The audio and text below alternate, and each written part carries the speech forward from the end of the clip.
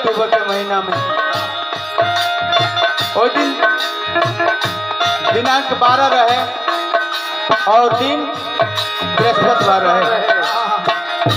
बाबा शाम से देहात 3-4 बजे के आसपास रहे जब उनका स्वर्गवास भइल।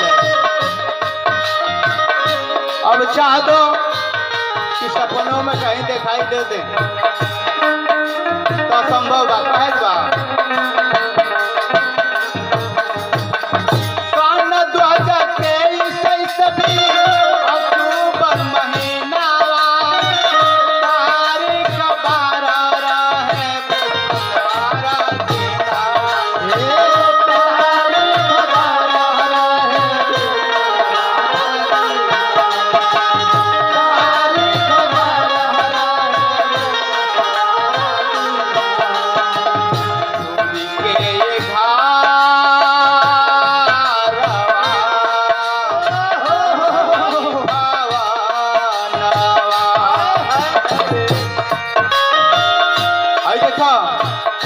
बहुत ज्यादा पुरस्कार हमारे माननीय श्री राजेंद्र चाचा की तरफ से आई। आपके चरणों में बार बार नमस्कार बा।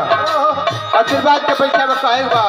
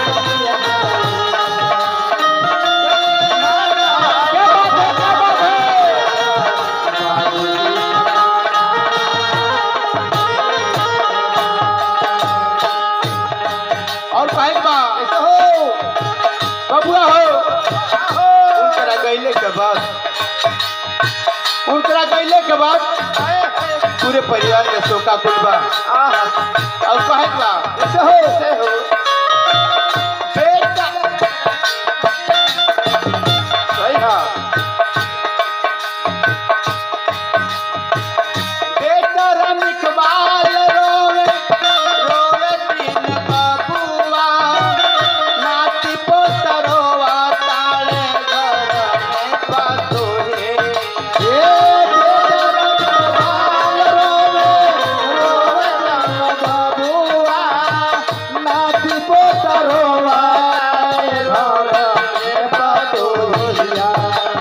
देखो बालक की तरफ से बहुत ज्यादा पुरस्कार है। आपके चरण में बार बार नमस्कार बा। आशीर्वाद के पैसा बा कहे बा।